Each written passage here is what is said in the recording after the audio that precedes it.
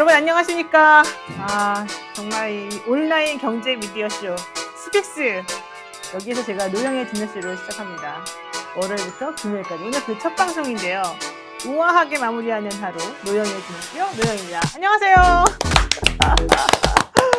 네, 스픽스에서 야심차게 런칭한 저녁 프로그램입니다. 여러분들 정말 저 많이 아껴주시기 바라고요. 앞으로 매일매일 많이 챙겨주시기 바라겠습니다. 자, 노영의 디너쇼 얼마나 잘 될지 한번 바라보고요. 기대해보고요. 벌써 110명 들어와 계십니다.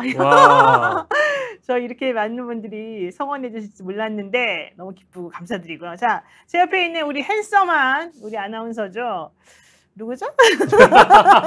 아나운서 타이틀 뗐으니까 이제 에디터로 바꿔주세요. 에디터로 할까요? 네, 네네. 우리 박영식 앵커, 박영식 에디터. 네, 반갑습니다. 네, 반갑습니다. 안녕하세요. 박영식 에디터입니다. 지금 스픽스에서 기자죠. 네, 기자를 하고 있고요. 정치 시사 에디터를 맡고 있는데 노영희 변호사와 함께 매일매일 아마 여러분들 찾아뵙게 될 것 같습니다. 매일매일 네. 바람입니다. 네. 네.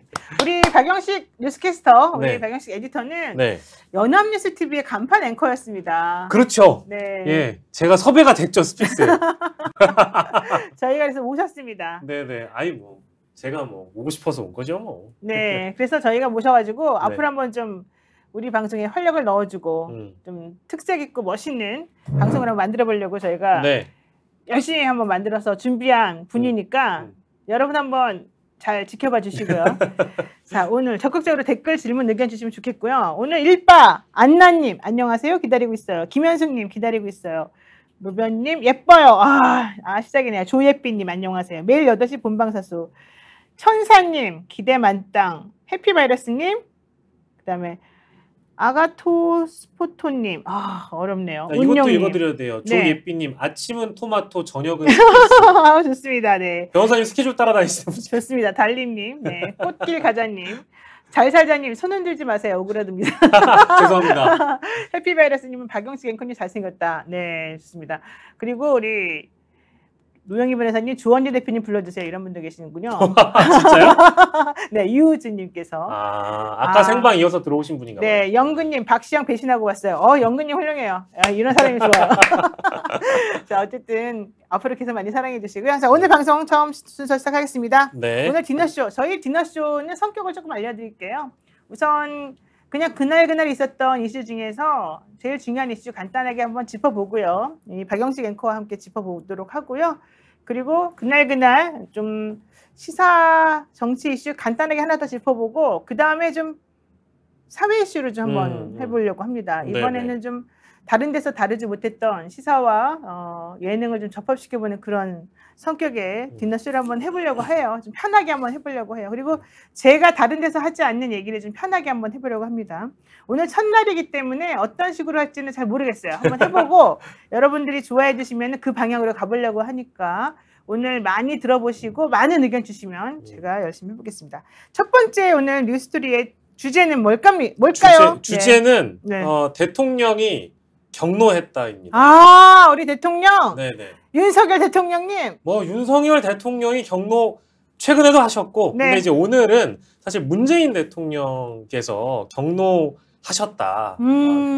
그 얘기가 워낙에 많이 좀 보도에 나오고 있고요. 네. 뭐 문재인 전 대통령 같은 경우는 이제 이번 감사원 건 관련해가지고 화가 단단히 나신 것 같고, 윤석열 대통령도 요즘 뭐 화가 잘 누그러지지 않는다고 해도 과언 아닌 것 같은데, 네. 또 우리 변호사님께서는 심리와 관련돼서 일가견이 있으시기 때문에 네. 일반인에 대한 접근보다 대통령들은 어떤 때 경로를 하는 겁니까? 우선 박영식 앵커는 경로를 잘합니까? 화 잘 냅니까? 잘 안 내는 것 같아요. 잘 안 내요? 네, 잘 안 내요. 사람이 왜 그래? 사람이 괜찮은 사람이에요. 다혈질은 아닙니다. 그래요? 네. 나는 화 진짜 잘 냈는데. 그러세요? 나 성격이 좀 더러워요. 잘 안 그러신 것 같은데. 나 성격 되게 더러워서 나 아는 사람들은 나를 보고 구타 유발자라고 하지. 구타를 유발한다? 남에게 화를 내게 만들고 나도 화를 잘 내고 좀 약간 짜증을 잘 내는 스타일인가? 근데 본인은 화를 안 내요? 전 화 잘 안 내요. 어떻게 화를 안 낼 수가 있죠? 예수님, 여기까지만 하겠습니다. 나는 우리 엄마 아빠랑 있을 때 특히 화를 잘 내고 네. 식구들하고 있을 때 화가 진짜 잘 났는데. 근데 이제 밖에 나가면 화내기가 좀 힘든 건 사실이니까. 네. 그래요. 그렇죠. 가족한테는 뭐 화 낼 수 있죠. 그래요. 집 아니니까. 근데 대통령은 왜 화를 내냐고요? 대통령은 내가 보기에 집에서 화를 못 내니까 밖에서 내는 것 같은데. 밖에서요? 네, 우리 그 윤 대통령님은 특히 그러는 것 같은데. 이게 내가 보기에는 문재인 대통령하고 윤석열 대통령하고 차이가 있는 것 같아요. 문재인 대통령 화를 잘 안 내시더라고요. 근데 뭐 문재인 대통령이 이제 경로했다는 기사를 보면 사실 우리가 보통 저도 이제 오늘 그 마크맨 했던 취재 기자들한테 물어봤어요. 네. 물어봤더니 네. 문재인 대통령이 이런 워딩을 할 정도라면 네. 경로를 했다라고 봐도 된다. 이례적인 일이다라는 얘기가 많이 나오고 있고 실제로 그 참모들 오늘 뭐 오전에 인터뷰 굉장히 많이 했는데 네. 이거는 뭐 극대노다 이런 평가를 했거든요. 근데 문재인 대통령은 이제 전직 대통령이니까 네. 임기 이후에 어떤 사안에 대해서 이거 뭐 정치 보복 아니냐 이렇게 화를 낼 수도 있다라고 봅니다만 임기 6개월 동안 윤석열 대통령이 경로했던 거는 언제였는지 제가 오늘 한번 정리를 해봤습니다. 네. 그래서 자꾸 얘기가 왔다 갔다 하네요. 네. 문재인 대통령이 왜 화를 냈는지부터 설명을 해줘야 되는 거 아닙니까? 문재인 대통령 그거 다 아실 것 같아가지고 네네. 문재인 그렇죠. 대통령은 이번에 대단히 무리한 짓이다. 네. 감사원의 서면 조사 통보와 관련해서 무리한 짓이다라고 얘기를 했고 이거 이제 이런 거 같은 경우에는 평소에 안 쓰는 화법이다라는 것이 대표적인 평가이고요. 그러니까 감사원이 뭘 어떻게 했길래 문재인 대통령이 화를 냈나요? 감사원이 이번 그 서해 공무원 사건과 관련돼서 지금 국정원장들 역대 국정원장들은 검찰 수사 중이거나 조사를 받지도 않았는데 문재인 전 대통령한테 응답해라 문재인 이렇게 해버리니까 경로를 했다는 것이죠. 쉽게 그러니까 얘기하면 감사원이 감사원법에 따라서 감사 사항과 관련이 있다고 인정되는 사람에게 출석과 답변의 요구를 할 수 있다는 그 조항을 들어서 서면 조사를 요구했단 말이에요. 네네. 무슨 주제에 대해서 그 서해 공무원 월북 피살 사건과 관련해서 그랬더니 문재인 대통령이 대노했다는 거잖아요. 그렇습니다. 왜 나한테 그걸 물어보느냐? 네네. 그랬더니 감사원이 뭐라고 말했어요?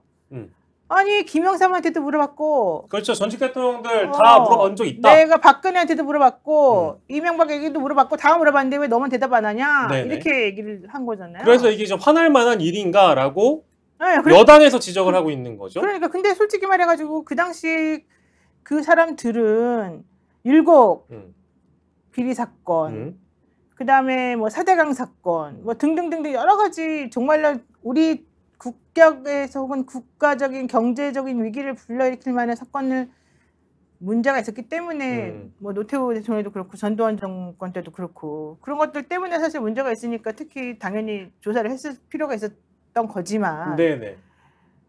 문재인 대통령의 어떤 그 해수부 공무원이 혼자 올라갔다가 그렇게 되신 것에 대해서는 대통령한테 그걸 책임을 묻고 질문해야 될 거였나요? 그게 이제 그래서 대통령이 분노할 만한 사안인가, 네. 문 전 대통령이 경로할 만한 사안인가냐고 여당이 지적하고 있는 것이고, 그거 분노할 만한 사항 아니에요? 그렇죠. 그래서 평소에 네. 성정을 잘 아시는 분들은 이건 대통령이 충분히 경로할 만한 일이다라고 얘기를 하고 있는 것이죠. 근데 이번에 감사원 되게 웃긴 것 같기도 해요.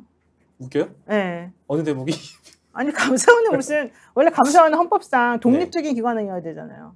근데 왜 감사원은 그렇게 김건희 여사 말처럼 알아서 스스로 기는지 모르겠어요.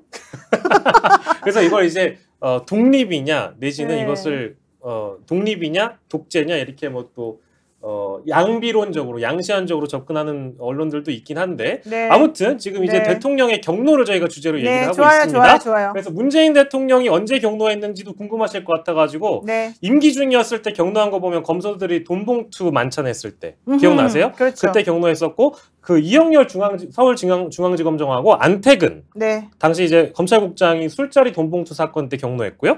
그리고 사드 배치 관련해서 박근혜 정부 국방부가 문재인 인수위에 보고를 안 했어요.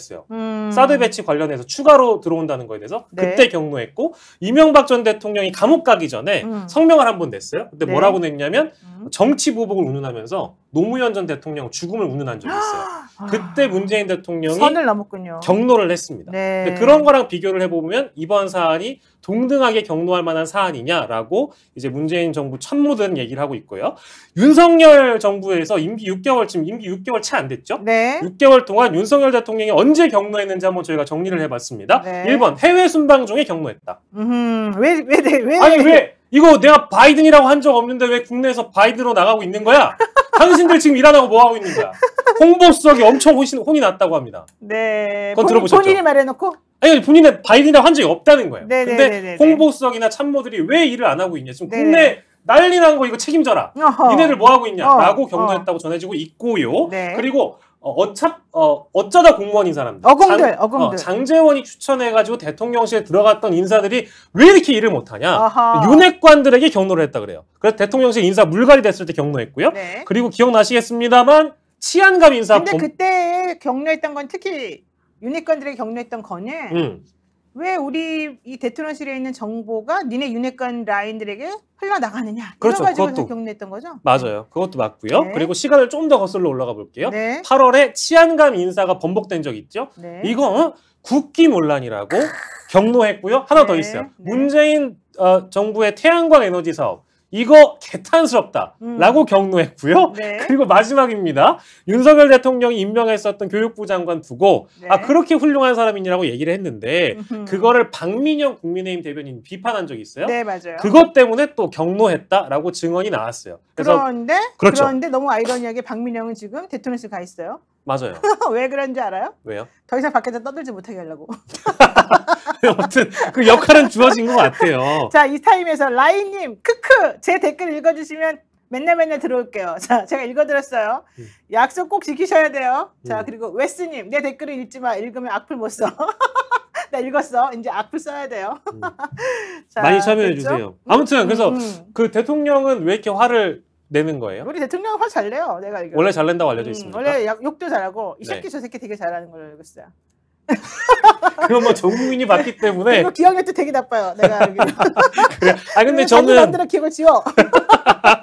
저는 근데 그런 생각을 합니다. 네. 임기 중에 대통령은 왜 화가 날까? 임기 중에 화 많이 나지. 아니, 자기 아니, 마음대로 되는 게 없지. 아니 있잖아요, 변호사님. 국민들 입장에서 약간 의아스러울 수 있잖아요. 아니 그렇게 지지율 떨어지고 있고 자기 마음대로 되는 것도 없고 누구는 옆에서 막 쫑알쫑알 뭐라 하는데. 아니 근데 화를 내는 대상이 있을 거 아니에요? 당연히 있지. 근데 이제 그 대상이 국민한테 화를 내는 것처럼 들리면 안 되잖아요. 아, 국민한테 당연히 화를 내죠. 국민이 근데- 얼마나 믿겠어요. 그러니까 근데 이게 그러니까 아니 근데 걸렸다. 아니 그게 아니라 그러니까? 아니 죄송합니다. 그게 아니라 이제 저는 사실 대통령이 격노했다 진노했다 이런 거는 국민들이 네. 썩 그렇게 좋게 보진 않을 것 같아요. 임기 중에 대통령이 누구한테 막 네. 격노하고 진노하고 이러면 사실 국가 운영의 책임은 대통령한테 있는 거 아니에요? 어머 그래요? 나 몰랐는데. 아니 근데 대통령이 자꾸 격노하고 진노하면 네. 국민들 입장에선 보기 좋지 않잖아요. 네. 그런 측면에서 이걸 왜 이제 대통령께서 해외 순방 기간에 누구한테 격노했다 진노했다 이런 얘기가 썩 바람직하지 않다라는 의견도 있는 차원에서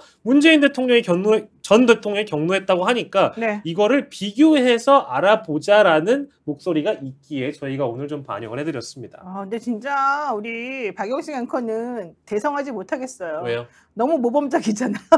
저 모범적이에요?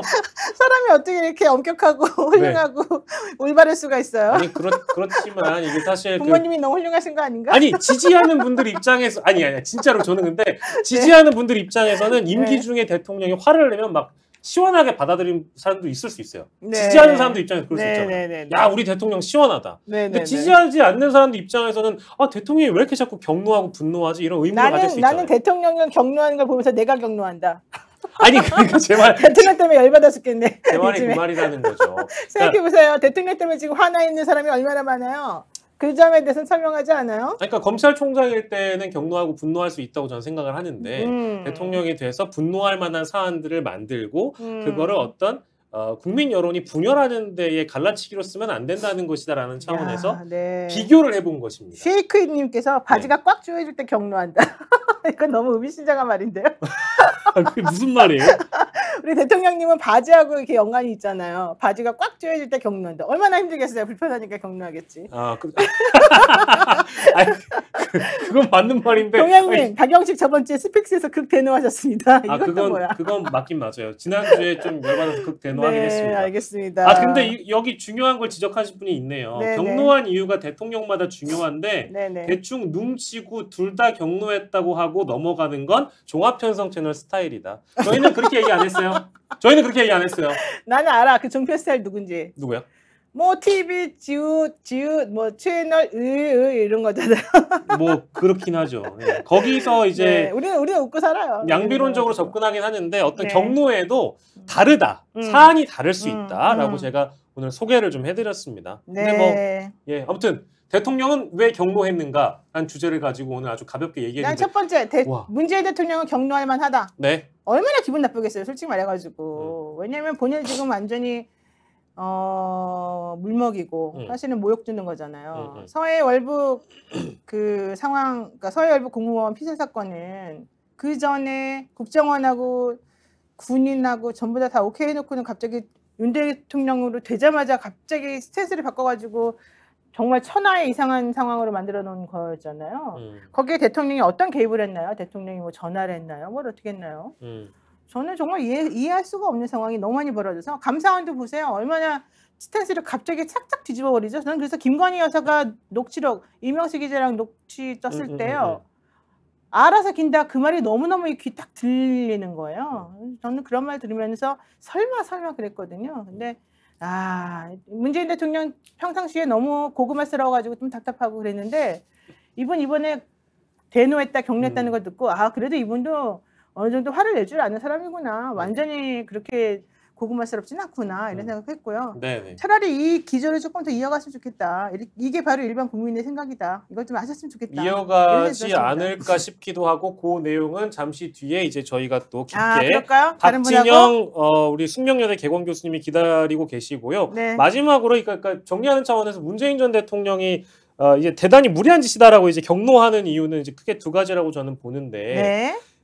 과연 이제 전직 대통령에게 감사원이 조사하는 것 자체가 이제 질문서 이런 거 던지는 것 자체가 무리한 건가 이제 그렇게 생각을 문재인 대통령도 안 하실 텐데 전직 대통령도 피할 수 없다라는 부분은 충분히 알 텐데 나머지 부분들 이제 조사를 통보하는 과정이나 절차에 대한 부분이 아까 얘기했잖아요. 국정원장도 2명 띄워놓고 지금 전직 대통령한테 이거 해명하라고 좀 던진 거 아니에요. 네. 이런 거에 대해서 대통령이 무리한 짓이다라고 충분히 극대노할 수 있다라는 분석입니다. 저는 이거 하나만 말하겠습니다. 네.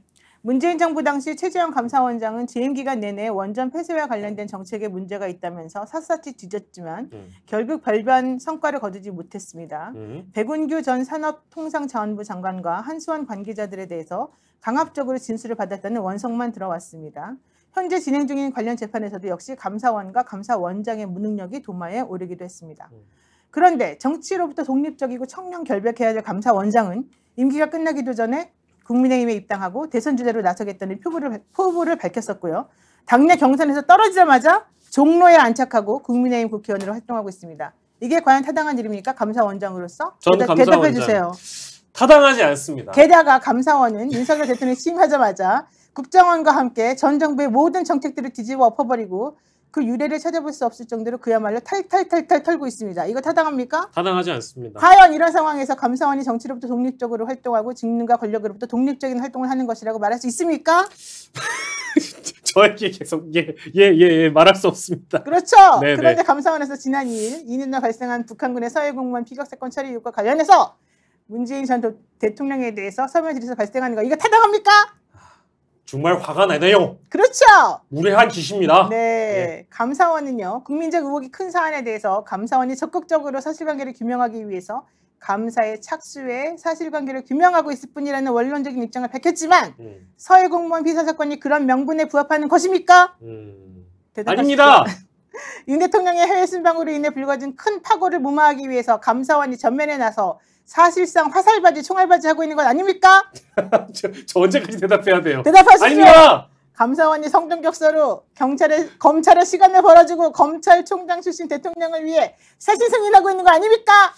왜 자꾸 저는 이제 대답하십시오. 그러니까 저는 감사원장도 왜 국정 운영을 지원하는 기관이라고 답변을 해서 왜 그 논란을 만드냐고요. 대답하십시오. 맞습니다. 감사원은 감사원 본연의 업무를 제대로 하는 게 좋지 않겠습니까? 그렇습니다. 이번 정부 감사원장과 국정원장 어줍지 않게 정치판에 끼어드는 거 제발 그만하시기 바랍니다. 헌법상 중립기관입니다. 저는 여기서 맞습니다. 저는 여기서 물러가도록 하고요. 저도 이제 네. 이따가 우리 박진영 교수님이 오셔가지고 한 말씀 하실 텐데 네. 어젠가요? 그젠가요? 아무튼 우리 박진영 선배께서 그 종합편성 채널에 나가셔서 네. 어떤 방송의 공정성 이거를 지적을 하셨는데 저는 이 부분에 응원을 드리는 바이고 저는 이말 물러가겠습니다. 아, 좋습니다. 안녕히 계세요, 여러분. 내일 뵙겠습니다.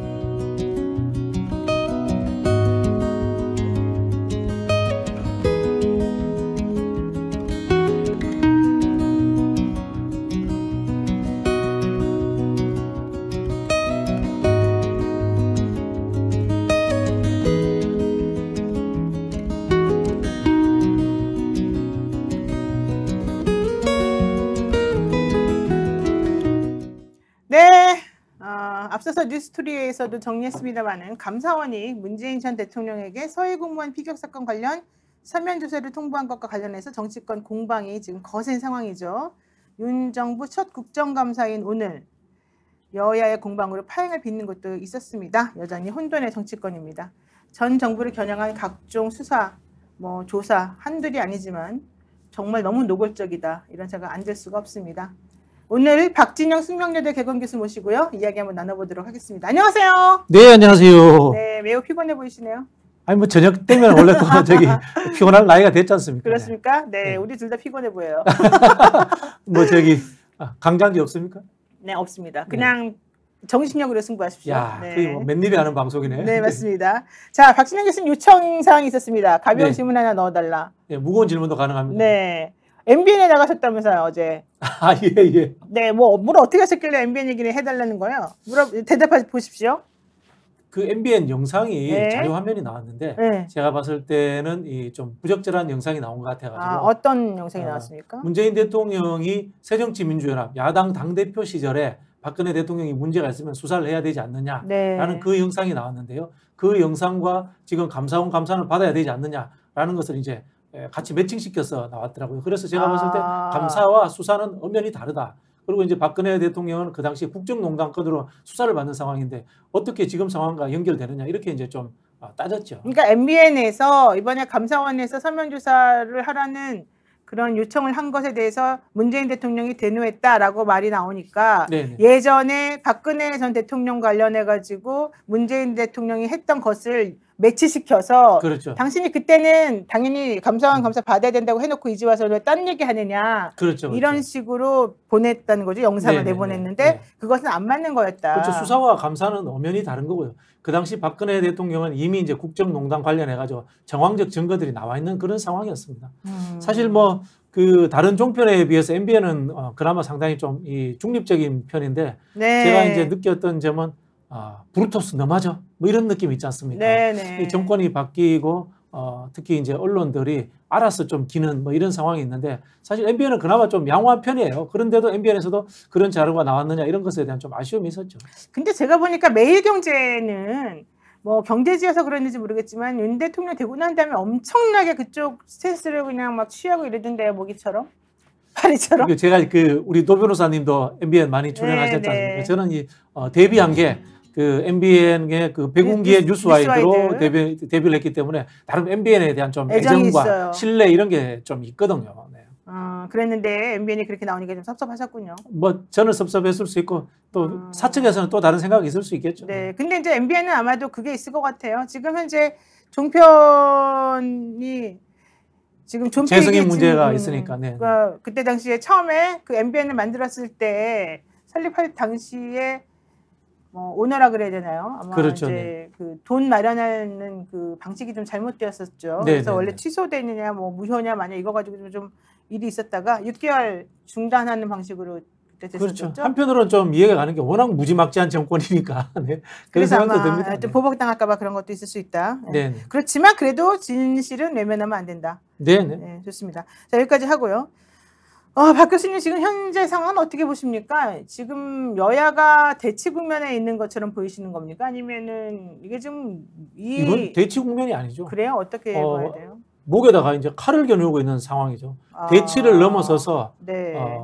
일촉즉발 누가 누구를 죽이느냐 먼저 죽이지 못하면은 죽는다 이런 상황으로 지금 내몰고 있는 거죠. 네, 왜 그렇게 된 거예요? 이게 지금 너무 무서운 상황인데요. 윤석열 대통령이 할 줄 아는 게 그것밖에 없지 않느냐. 네. 수사, 감사, 네. 사 뭐 전부 다 그런 거 아니겠습니까? 사실 뭐 이 정권 초창기에 오늘 저기 그 이야기 나왔더라고요. 국감에서 정부조직법 나왔는데 정부조직법이라는 거 네. 사실 인수위 때 만들어서 초창기에 통과시키는 겁니다. 네. 한 5달 동안 아무 생각 없었다는 거예요. 네. 그럼 뭐 했냐? 수사 이것만 계속 했다는 겁니다. 그러니까 지금 사실 대통령 된 지 한 4개월 정도 됐는데 네. 지금까지 한 게 뭐냐 계속 생각해 보면 수사밖에 없는 것 같아요. 그렇죠. 그래서 네. 전 정권을 부정하고 네. 전 정권이 했던 모든 것들을 전부 다 뒤집어 엎어버리고 예전에 했던 것들을 전부 다 180도 돌려놓는 그런 식의 수사. 뭐 백현동도 마찬가지고 이재명 대표에 대한 수사, 뭐 성남 FC 수사, 뭐 무혐의 났던 거 전부 다 뒤집어 엎고 이런 거밖에 없는 것 같고 민생 실종되고 여러 가지 있는 것 같죠. 지금 여당 비대위원장이나 이런 분이 뭐 국정 발목 잡는다 이런 이야기 하지 않습니까? 네. 발목이 없어요. 발목이 없어요. 국정 발목이 없는 정권이에요. 하는 게 없으니까. 아 그래요? 네. 지금 뭐 국정 목표라든가 국정 과제 이런 거 들어보신 거 있습니까? 네. 저기 취약 연령 5세 낮추는 거 외에 네. 용산 이전 문제라든가 뭐 이런 문제들이지 실제로 국정과 관련되는 이야기 없어요. 돌이켜 생각해 보면 문재인 대통령 4개월, 5개월 때 소득주도 성장으로 논쟁이 되고 비판이 있었습니다. 네. 박근혜 대통령 창조경제 네. 논란이 많았습니다. 다 정책 논란입니다. 그럼에도 그런 논란조차도 정책 논란조차도 없는 정부예요. 그러니까 정책이 없기 때문일까요? 그러면 생각이 없는 정부인 거죠. 생각이 없어요. 목표도 생각이 없고. 없어요? 제가 보기에는 이 정부는 정권을 잡는 것이 목표였지 정권을 잡고 난 이후에 국가를 어떻게 운영하겠다라는 계획이 없었던 정부다. 저는 그런 생각이 듭니다. 그건 좀 너무 심각한 말 아닙니까? 어떻게 정부가 정책이 전혀 없고 정권 잡는 거에만 신경을 쓸 수 보이는 게 없지 않습니까? 지금 그 정부가 하는 정책이 없어요. 네. 지금 재밌는 게 네. 여당이 야당을 비판하는 게 그런 이야기를 합니다. 다수 의석을 내세워서 중요한 입법들을 통과시키고 있다 이런 이야기를 하거든요. 네. 야당이 입법 통과시키는 게 중요한 이슈가 되는 게 이게 말이 됩니까? 글쎄 말입니다. 여당이 입법을 국정과제에 맞춰서 통과시키고 야당은 거기에 대해서 비판하고 때로는 방해놓고 발목도 잡고 이래야 되는데 네. 하는 게 없으니까 발목을 잡을 수가 없어요. 지금 그런 상황이라고 봅니다. 저는. 알겠습니다. 네, 여러분 지금 저희는요 스픽스에서 노영희 디너쇼 오늘 첫 방송하고 있습니다. 라이브로 당신을 위해 소중하고 가치 있는 저녁을 선사하는 노영희 디너쇼 하고 있는데요. 지금 동접자가 1000명이 넘었습니다. 시작한 지 27분 됐는데 여러분 너무 감사드리고요. 구독, 좋아요 많이 눌러주시고요. 지금 31명이 좋아요 눌러주고 계십니다. 여러분 구독, 좋아요는 사랑입니다. 다시 한번 눌러주시고요. 자, 계속해서 이야기 이어가도록 하겠습니다. 철학이 없는 윤 트리스타님께서 말씀하셨는데요. 휴넬 킴님께서 아무것도 없고 암컷만 있죠. 이런 말씀하셨네요. 야, 세네. 이거 되게 세네요. 네. 대결련 지금 라이브입니까? 맞습니다. 라이브입니다. 맞습니다. 지금 섬소년님께서 박진영 교수님 참 솔직하고 재미있는 분이시네요. 내 이름과 똑같은 이름이라 더 재밌습니다. 이름이 좋으시네요. 진영이시군요. 네. 자, 감사원이 아직 그 서훈 박지원 두 전직 국정원장을 조사하지는 않았는데요. 네네. 그러면서 그 윗선인 대통령을 겨누고 서면 조사하겠다. 이게 좀 말이 안 되는 것 같습니다. 쇼죠, 쇼. 정치적 쇼입니다. 그러니까 정확하게 사실 말씀드리면. 대통령이 응하지 않는 걸 뻔히 알면서 그렇죠. 이거는 좀 모욕을 주는 거 아니겠습니까? 모욕을 주는 거죠. 우리 이제 감사원 감사 받아보면 깜짝 놀랍니다. 어떻게 하는지 아세요? 어떻게 해요? 대한민국 감사원입니다. 이렇게 딱 들고 옵니다. 그게 무슨 뜻인지 아세요? 무슨 뜻이에요? 감사원이 행정부의 일개 부처가 아니라는 뜻이에요. 독립적인 기관이라는 그렇죠. 거잖아요. 개별 헌법기관이라는 뜻입니다. 네. 감사원은 대통령 직속의 헌법기관입니다. 대통령 직속의 헌법기관이 대통령을 감사한다. 이게 말이 됩니까? 이상하죠, 그죠? 그러면 과거에 네. 다른 대통령들, 김영삼 대통령이나 이명박 대통령 또는 노태우 대통령을 감사를 했다고 하잖아요. 네. 그거 우리가 아는 그런 식의 감사가 아닙니다. 그 당시에 행정부처에서 대통령에게 정확하게 보고했는가라는 사실을 확인하는 것에 아주 예의를 갖추어서 네. 질의서를 보낸 거였습니다. 감사 자료가 아니라 질의서였다는 것이 완전히 차이가 있습니다. 네. 그런데 감사원장이 그러면은 대통령으로부터 어떠한 요구도 받으면 안 되는 거잖아요. 요구 받으면 안 되죠. 독립기관이니까. 대통령이 뭔가 이렇게 모종의 뭔가 눈빛을 보내면 안 되는 거잖아요.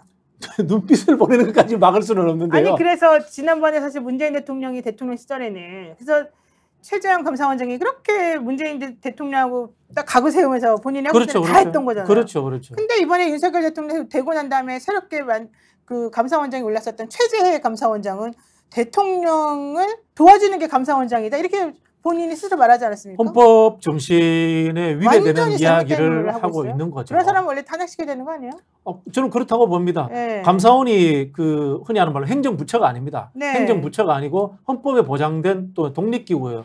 그리고 또 이제 감사원 같은 경우에는 위원회 제도를 가지고 있습니다. 네. 헌법기관이기 때문에 위원회 제도를 갖고 있는데요. 우리 선거관리위원회라고 들어보셨죠? 네. 선관위도 헌법기구입니다. 그래서 선관위 위원들이 합의제로 운영하듯이 그렇게 합니다. 똑같습니다. 감사원도 감사위원회가 있습니다. 위원들이 제가 알기로 한 6명 정도인 걸로 알고 있는데요. 이분들에 의해 가지고 주요 정책 결정이라든가 감사를 실행하도록 그렇게 되어 있는데요. 이번에 진행되는 것들을 보면 감사원장의 판단에 의해 가지고 감사를 결정하기로 했다라는 겁니다. 그런데 이 감사원이 요즘 그 윤 정권 들어와서 하는 행위를 보게 되면요.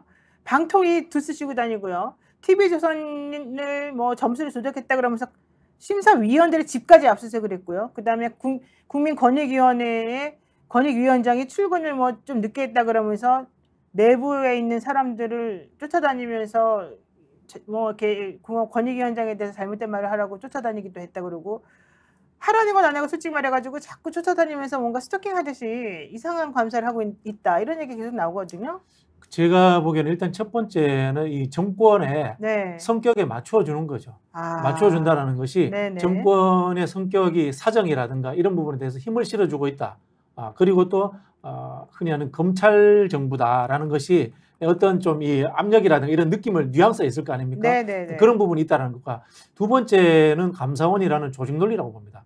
조직 논리라는 게 공직 사회는 늘 정권의 성격에 맞추기도 하지만 자기 조직을 확대 재생산하고자 하는 욕구를 가지고 있습니다. 네. 그런 측면에서 아마 오바해서 과잉 충성하는 것이 아닌가 이런 생각도 들고요. 또한 장기적인 부분에서 원래 감사원은 상권 분립에 의하자면 국회 밑으로 가 있는 게 맞아요. 그렇죠. 행정부를 감시하는 것이 국회의 중요하죠. 본연의 네. 의무지 않습니까? 그러면 국회 밑에 가 있어야 되는데 왜 대한민국 감사원은 그럼 국회 밑에 가 있지 않고 행정부라고 볼 수 있는 대통령 밑에 가 있는가? 원래 예산 결산을 자기네들이 별도로 독립적으로 그렇죠. 관리하는 것이니까. 이게 뭐냐면은 네. 유신헌법 때부터 해서 이제 제왕적 대통령제가 만들어지면서 그렇게 된 측면도 있고요. 또 이 우리 한국인들이 가지고 있는 국회에 대한 불신이 있습니다. 네. 국회가 사실 국민들로부터 가장 신뢰받지 못하는 집단, 과거에는 뭐 비리라든가 구태한 집단. 예를 들자면 감사원이 국회 밑에 가 있으면은 감사원을 이용해서 국회의원들이 자신들의 개별 잘못이나 이런 것들을 다 덮어버리지 않을까 네. 이런 우려가 있지 않습니까, 솔직히. 그러다 보니까 감사원이 국회 밑에 있지 않고 대통령 밑에 가 있는 이런 좀 약간 기형적 구조가 되어 있단 말이에요. 근데 개헌이라든가 또는 이 정부 조직법 개편 이야기가 나올 때마다 늘 감사원을 다른 곳으로 이관해야 된다. 개헌 이야기가 나오면 국회 밑으로 가야 된다. 이런 이야기들이 있습니다. 이런 부분에 대한 제가 봤을 때는 방어적 논리로서 지금 이렇게 과잉 충성하고 그다음에 조직을 확대하려고 하는 이런 경향이 생기지 않았나 뭐 그렇게 추측을 해봅니다. 근데 오히려 이번에 감사는 사실 국면 전환용이다. 대통령 특히 뭐 바이든이냐 이 새끼냐 저 새끼냐 뭐 난리면이냐 이거 가지고 지지율이 계속 떨어지니까 오히려 시선을 다른 데 돌리기 위해서 하는 거다라는 얘기가 있는데 동의하십니까? 뭐 동의하고요. 그런 부분에서는 그 윤석열 정부나 이 감사원장의 목표가 성공한 측면이 있는 것 같아요. 아 그래요? 저희 일단- 돌려졌어요 이미 시선이. 일단 어느 정도 돌려선 게 뭐냐면은 문재인 대통령이 무례하다라고 하시면서 흔히 하는 말로 이제 좀 이 분노를 말씀을 하셨잖아요. 그랬죠. 상대방을 자극할 수 있다는 것을 제가 봤을 때는 애초에 가정하고 한 행동 같아요. 그러니까 점잖은 문재인도 화를 낼 수 있는 상황이 바로 그런 지점이다. 그렇죠. 예를 들자면 이슈가 되는 게 네. 제가 우리 노영희 변호사에 대해서 비판적이고 뭐 욕을 했다. 근데 노 변호사님 관심 없어 이러면 이게 이슈가 안 됩니다. 저는 관심 많습니다. 나한테 욕하는. 그렇죠. 관심 많아 있는 분한테 제가 욕설 하면서 이게 이슈가 되는 나도 겁니다. 맞받아 치겠지. 그렇죠. 그래. 문재인 대통령이 참을 네. 수 없을 정도의 행동을 네네. 기획해서 저는 한 거다. 그렇게 보여집니다. 그 사람 누굴까? 머리 진짜 좋네요. 뭐 그 정도 머리 사실은 알고 보면 이제 공멸하는 머리죠. 그래요? 근데 문재인 대통령이 원래 되게 점잖아서 점잖은 분이죠. 평상시 같으면 원래 화 안 내는 사람 아니에요? 네. 나는 근데 그런 거 되게 못마땅하던데 문재인 대통령이 너무 점잖아가지고 여기까지 온 거 아니에요? 근데 뭐 이런 표현이 그렇습니다만은 문재인 대통령은 이미 대통령이 되신 분입니다. 되신 분이었기 때문에 국민 전체의 통합적 차원 이런 부분에서 많이 참았지 않았나 그런 생각이 듭니다. 그러니까요. 우리 문재인 대통령 지지층들 중에 그런 이야기 많이 하지 않습니까? 네. 김경수 지사나 조국 장관을 왜 참 제대로 보호해주지 못하셨습니까? 네. 이런 것들에 대해서 문재인 대통령한테 섭섭함을 토로하시는 분들이 많은데요. 문재인 대통령은 이미 대통령이 되신 거예요. 본인이 가지고 있는 상징적 의미가 우리는 물론 지지층들이 훨씬 더 지지를 많이 했지만은 문재인 대통령을 지지하지 않았던 분들에 대해서도 어떤 문재인 대통령은 본인의 이미지라든가 리더십을 보여줘야 된다는 측면이 있거든요. 그런 부분에서 아마 참 조국 장관 문제나 김경수 지사 문제, 문재인 대통령도 속으로는 뭐 속이 다 썩어 문드러졌을 겁니다.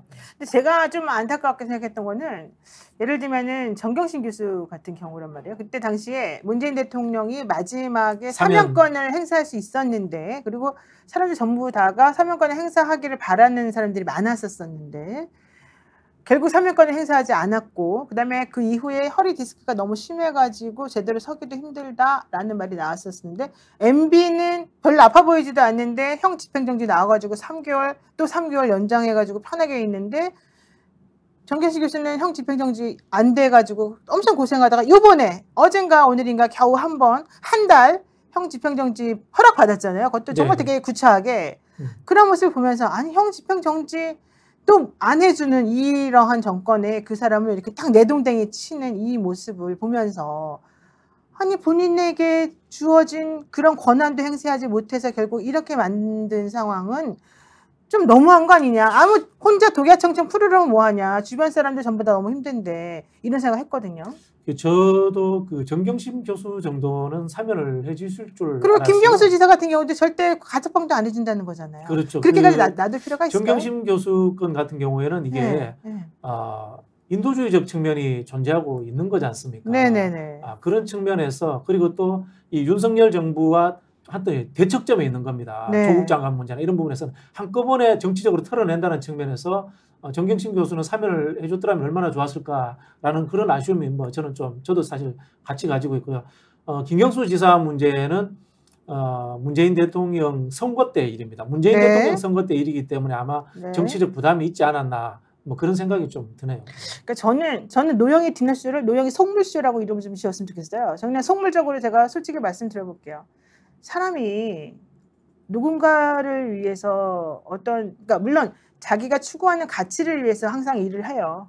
자기가 옳다고 생각하는 바를 향해서 일을 하지만 그것이 계속 쭉 이어져 나가기 위해서는 그에 상응하는 어떤 인센티브나 그에 상응하는 보상이 또 주어지는 게 필요하죠. 물론 그게 과도할 필요는 없지만 내가 일을 했으면 1만큼 내지는 0.5만큼이라도 주어지길 바라는 게 인간의 마음 아니겠습니까? 근데 내가 열심히 했는데 나에게 주어지는 거는 오로지 핍박과 욕과 고통밖에 없다. 그런데 그렇게 하지 않고 다른 사람, 내가 생각하기에 옳지 않은 일을 하고 다른 나쁜 행동을 한 사람들은 오히려 잘 먹고 잘 살고 더 큰 부를 누리고 더 큰 행복을 누리면서 살더라. 이런 걸 비교해서 보게 되면 내가 생각하는 가치를 추구한다는 게 나에게 무슨 의미가 있겠는가 라는 생각을 할 수밖에 없잖아요. 자, 비교를 한번 해보세요. 예전에 전두환 씨를 추종했던 사람들이 왜 그게 잘못했다는 걸 알면서도 계속해서 그 사람을 따르겠어요. 그 사람들은 나를 따른 사람에게는 옳든 그르든 간에 내가 잘 챙겨줬다는 거예요. 그렇죠. 이명박 씨도 마찬가지였다는 얘기였어요. 지난번에 윤석열 대통령이 왜 이명박 대통령 때가 좋았냐라고 물어보면 그런 맥락이었다라는 게 다 우리가 이제 암암리에 나온 얘기였단 말이에요. 근데 네. 문재인 대통령을 따랐던 사람들은 사실은 그런 맥락에서 보면은 김경수 지사 다 망했죠. 뭐 조국, 정경심 뭐 그분들이 얼마나 잘했든 잘못했든 간에 어쨌든 이 문재인 대통령을 따랐던 사람들 중에 누가 지금 잘 됐어요. 게다가 검찰 라인들도 보세요. 문재인 정권에서 어쨌든 그 가치가 옳다고 생각해서 했던 그 친문 세력이라고 불리는 검찰들도요. 아무도 안 도와줘서, 예를 들면 김학의를 수사했던 그 검사마저도 지금 수사받고 아무도 안 도와줘서 혼자 지금 고통받고 있었다는 그렇죠. 거예요. 그리고 그때 그 정진용 부장도 혼자 1심에서 유죄받았다가 이제 겨우 2심에서 지금 기사회생하고 있어요. 그런 상황이라 그런다면 누가 사실은 이 사람 말을 들어주고 누가 이렇게 내가 힘들지만 같이 있으니까 가야 되겠다라는 생각을 하겠냐는 거예요. 나는 지금 속물적인 저는 또 상황에서 말하는 동의합니다. 거예요. 100% 동의합니다. 100%를 넘어서 제가 진짜 1000% 동의합니다. 1000% 동의하는데요. 전두환 이명박식의 의리는 이제 조폭적 의리죠. 조폭적 의리인데. 그래요. 조폭적 의리가 맥힌다니까요. 조폭적 의리인데 지금 그 조폭적 의리를 실천하는 사람이 있다니까요. 뭐 저는 그렇게 할 것 같아요. 저는 그쵸. 그렇게 할 것 같아요. 이 도덕성이라는 게 사실은 정치적 도덕성이어야 되거든요. 예를 들자면 이런 겁니다. 조폭적 의리라는 것은 앞뒤 물불 가리지 않고 무조건 내 편 챙기기입니다. 근데 정치적 도덕성을 갖춘 의리라고 하는 것은 우리 편이 잘 될 수 있는 좋은 룰을 만들어내는 거, 좋은 사람이 좋은 자리에 갈 수 있는 규정을 만들어내는 거, 이게 사실은 실력인 거고 저는 정치적 도덕성에 기반한 의리다, 그런 생각을 가지고 있고요. 그런 걸 할 수 있는 몇 안 되는 사람이 저라고 제가 농담 비슷하게 이야기를 합니다만은 이제 감히 이제 저보다 훨씬 그 어른이신 문재인 대통령을 제가 평가하기는 그렇습니다만은 문재인 대통령은 정치적 도덕성보다는 법조인으로서의 도덕성이 더 지배적이지 않은가, 그런 생각을 가지고 있습니다. 법조인으로서의 도덕성은 법률에 근거해가지고 그 이상을 넘지 않는다라는 도덕성을 저는 이분이 먼저 좀 신봉하지 않는가, 그런 생각이 들고요. 저처럼 이제 정치적 도덕성을 우선적으로 생각하는 사람들은 이것이 상대방과의 형평성의 문제, 그 다음에 또 한편으로 봤을 때는 그럼에도 불구하고 나를 도와준 사람들을, 나를 지지한 사람들을 규정과 규칙에 의해 가지고 좀 더 케어해 줄 수 있고 좀 더 좋은 자리로 갈 수 있는 하나의 그런 매뉴얼을 만들어내는 실력, 이런 것들까지도 포함돼야 되지 않나, 뭐 그런 생각이 듭니다.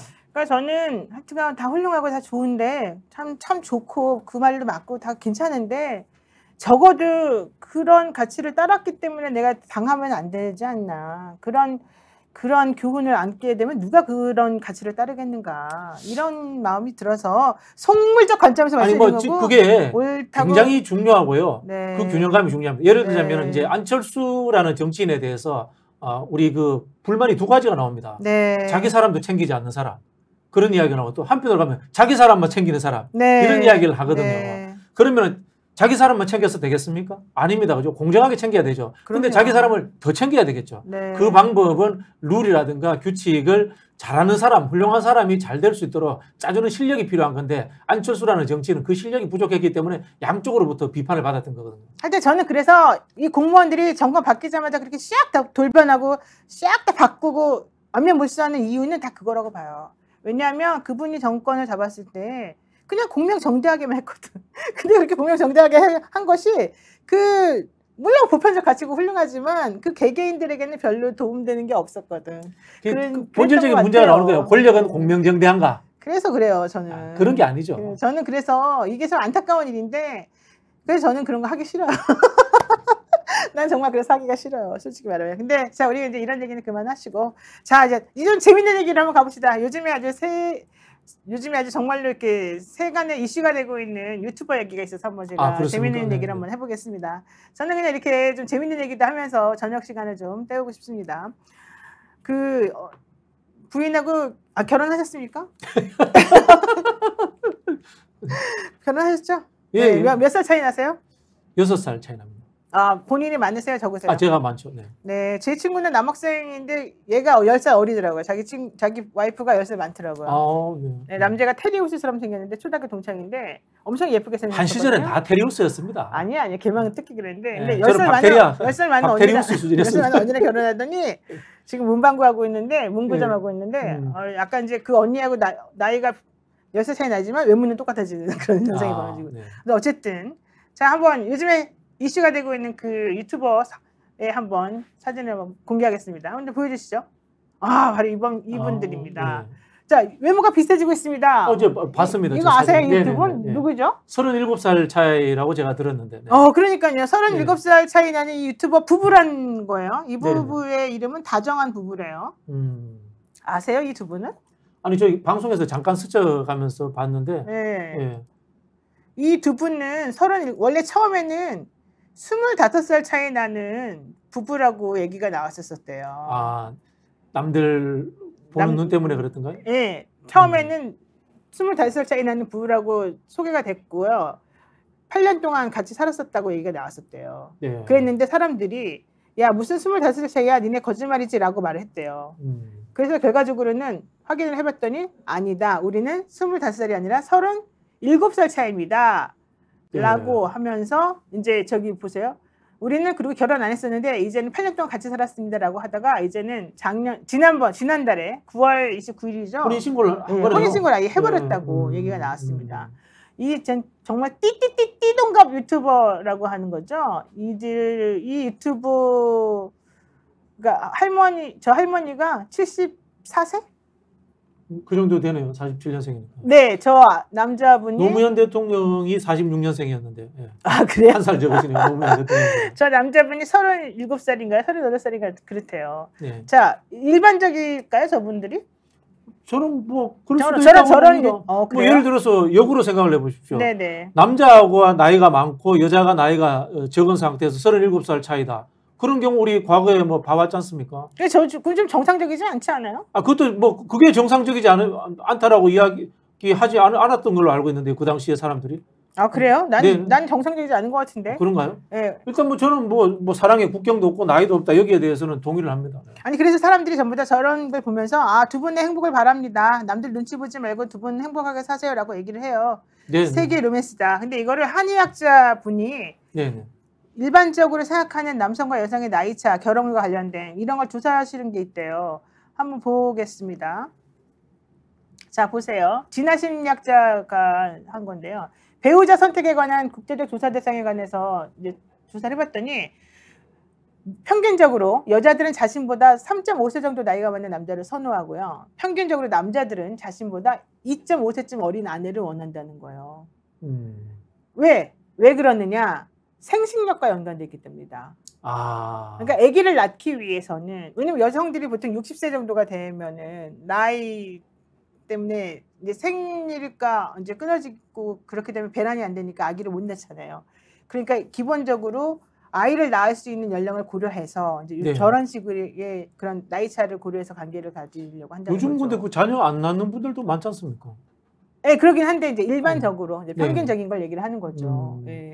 근데 이제 우리 이제 결혼이라는 제도라든가 이런 부분들도 시대상의 반영에 의해서 조금씩 바뀌지 않습니까? 과거에 뭐 조선시대는 뭐 조혼도 있었고 그런 혼인도 있었는데 지금은 이제 자본주의가 되고 흔히 하는 말로 민주주의 사회가 되면서 개인들 간의 연애라든가 이런 것들이 더 이제 존중받는 시대지 않습니까?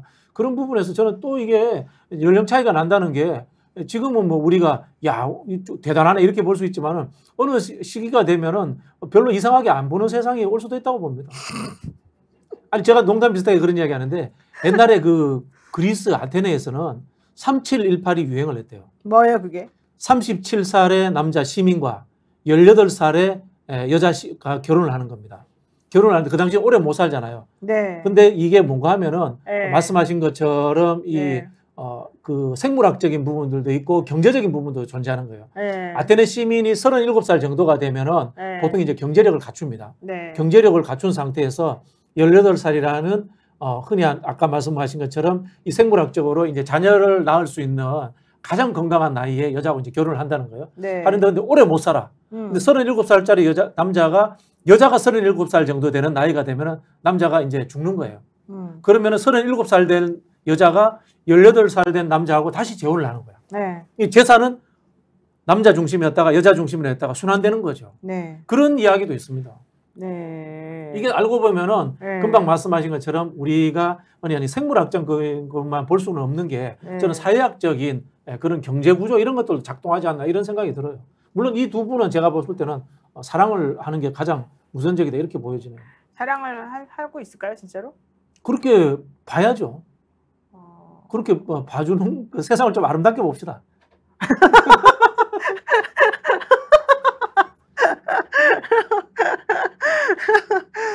사실 조금 저는 그렇게 아름답게는 사실은 좀 보지는 않아요.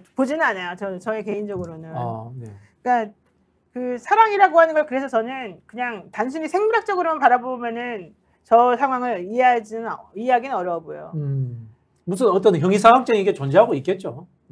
아니 그게 아니라 사랑이 그냥 생리적인 혹은 신체적인 것으로만 사랑을 계산하거나 정의하면 네. 저 두 분의 결합을 저는 이해를 못해요. 제가 아까 이야기했던 건 세 가지입니다. 첫 번째 이제 생물학적인 문제, 그 다음에 사회 경제적인 문제, 여기는 경제적인 부분이 가장 크다라고 이야기했고, 그 다음에 가장 근본적인 거는 심리적인 문제 아닐까요? 네. 사랑이라는 어떤 네. 동질감. 네. 네. 그래서 바로 그 부분을 말하고 싶었던 것 같아요. 제가 말하고 싶은 네, 건. 네. 왜냐면 저 남성분이 이제 옛날에 지금 이제 얘기 들리는 것은 뭐 정확하지는 않습니다만은 저 여자분이 예전에 무슨 다방 티켓 다방 같은 걸 하셨다는 거예요. 그리고 저 남자분은 거기에서 무슨 티코인가 그런 운전해주는 자동차를 운전해 줬다는 거예요. 음. 그러니까는 아마 둘 간에 예전에 아주 예전부터 같이 그런 정이 쌓여 있었겠죠. 같이 일을 하시면서. 네, 네, 네. 그러다가 이제 어느 정도 이제 여성분도 나이가 차가지고 이제 더 이상 그 일을 안 하시게 되면서 둘이 서로 이제 헤어지게 됐었겠죠. 근데 저 남성분의 어머니가 이제 돌아가셨다는 거야. 네, 네. 이 남성분이 이제 혼자 살게 되신 거죠. 그리고 네. 저 여자분은 이제 혼자가 되셨겠죠. 저 여성분은 기초수급자였다는 거예요. 아, 독거노인이라서 네, 혼자 살게 네. 되는. 근데 여자분은 독거노인이라서 혼자 사는 기초수급 대상자로서 이제 돈이 나오는 거야. 근데 남자분은 지금 이제 아무것도 없고 어머니 돌아가셨고 그래서 본인이 사실 혼자서 살아가기 힘들어서 본인도 이 세상을 하직하려는 마음이 있었다는 거예요. 아.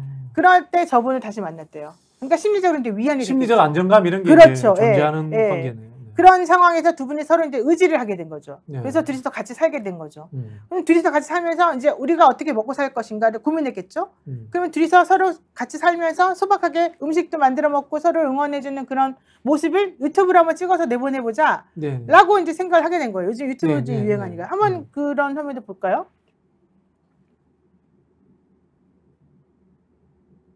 빨리 보내주세요. 없어요? 아까 없어요?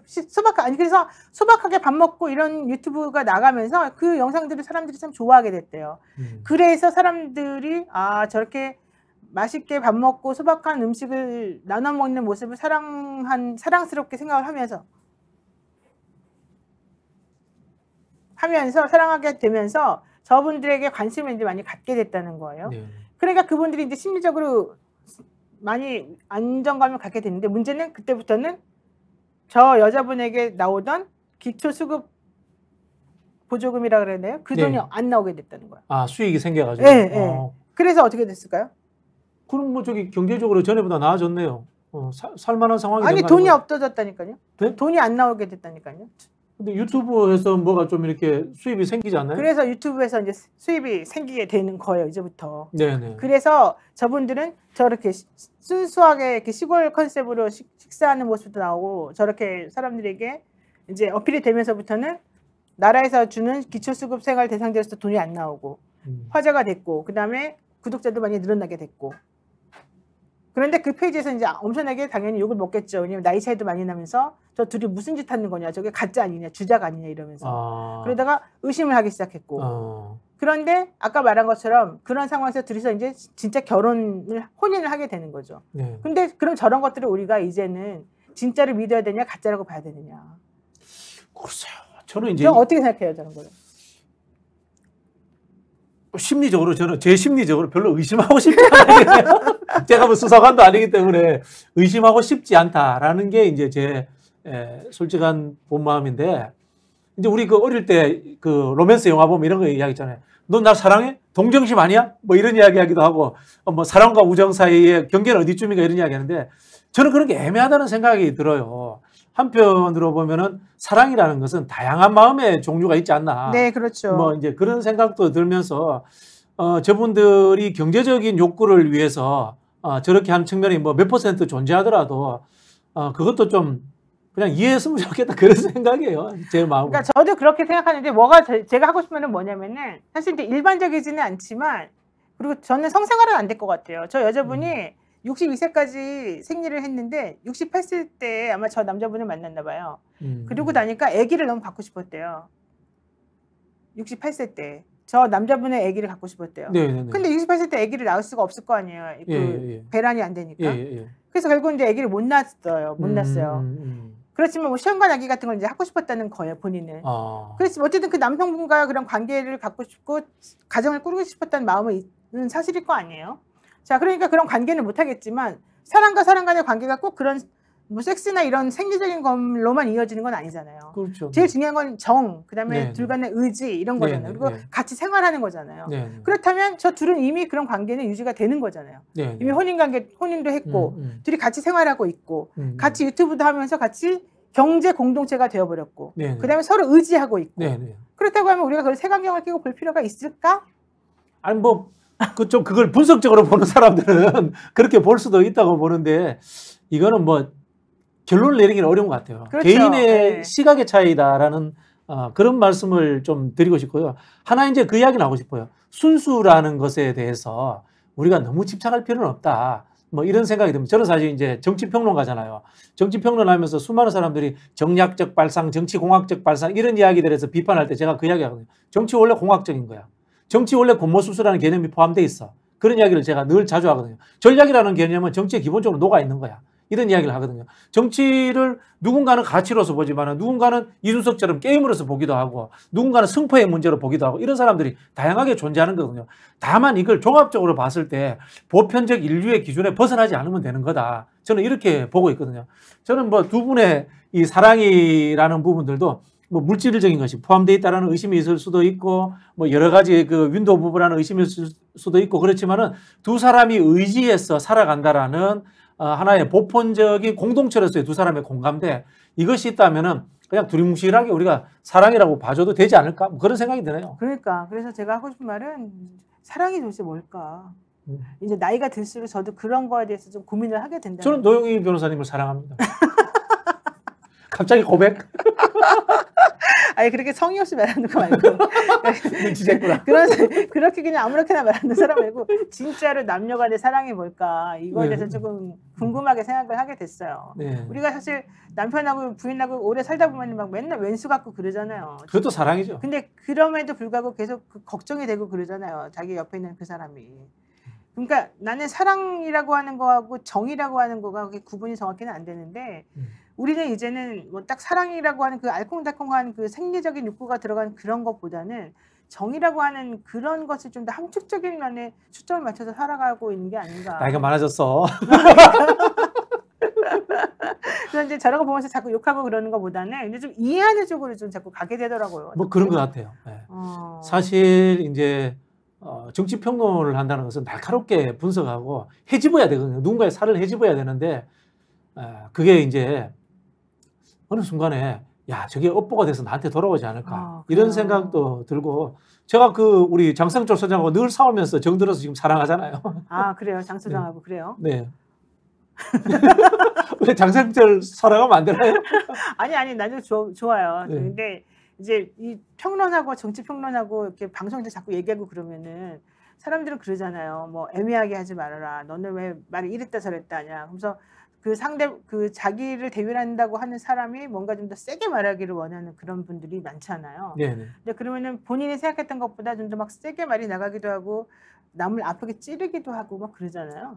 그래서 이제 그런 거가 꼭 그 사람의 진심은 아니거든요. 제가 그 과거에 어느 정도였냐면은 누군가와 이제 극단적인 토론을 하고 싸움이 나잖아요. 집에 와서 분이 안 풀려서 그 사람한테 밤에 전화해가지고 당신 말이 맞았다고 생각해 이렇게 했었거든요. 그리고 힘들었어요. 정신적으로 힘들었어요. 방송이 끝나고 나와서도 이제 생활이 연장되고 있는 거예요. 생활 속에서 연장돼가지고 저기 같이 토론했던 사람에 대한 불쾌감 이런 것들도 막 그대로 남아있고 이랬는데 돌이켜서 생각해 보면은 제가 비판하는 것은 윤석열 대통령이라든가 잘못된 보수 때로는 뭐 진보일 수도 있고 그런 정치 행위자들을 비판을 한 거지 저하고 토론한 사람들과 싸운 게 아니잖아요. 그죠? 그런 것은 사실 잊어버려야 되는데라고 이렇게 요즘은 좀 생각을 하고 있고요. 그럼에도 불구하고 아마 제가 흔히 하는 민주당 성향의 패널들 중에 가장 표현을 세게 하는 사람들 중에 하나일 겁니다. 하나인데 요즘 또 어떤 생각이 드냐면요. 제가 싸워서 흔히 하는 말로 제 몸뚱아리 하나 던져서 산화하는 것은 하나도 어렵지 않다. 그러나 과연 이것이 약하게 지지하는 사람들 또는 약하게 비판하는 사람들을 끌어오는 역할을 하게 하는 것인지 아니면 그 사람들에게 경계심을 만들어내는 것인지 거기에 대해서 한 번씩 좀 성찰해 봐야 되겠다.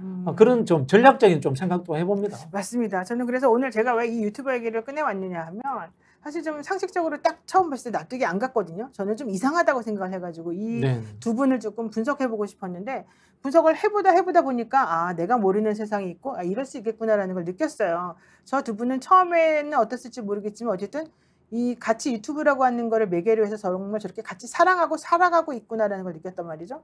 그런데 그걸 우리 삶에 투영을 시키다 보면은 우리도 다 똑같은 상황이다라는 걸 느꼈단 말이에요. 그러면서 느낀 게 아, 이제 우리도 좀 너무 공격적으로 하지 말고 조금 좀 부드럽게 살았으면 좋겠다라는 걸 느꼈어요. 그래서 이제 이 얘기를 꺼내기 위해서 조금 이걸 갖다가 끌어온 거예요. 그게 저는 한국인들이 가지고 있는 집단주의적 경향 탓도 있다고 봅니다.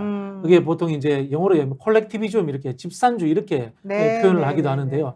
넌 누구 편이야? 넌 누구 편이야? 여기에 근거해서 보려고 하는 시각들 때문에 늘 개인의 특수성과 네. 개인의 다원적 가치라는 것이 존중받지 못하는 그런 시대를 우리 사실 살아왔어요. 그래서 저는 이 지금 시대의 한국에서의 진보를 이야기할 때 네. 저는 늘 그런 이야기를 합니다. 개체가 존중받는 시대. 집단 속에 개인이 아니고 네. 개체가 우선이 되고 국가가 그 케네디가 했는 이야기 있지 않습니까? 네네네.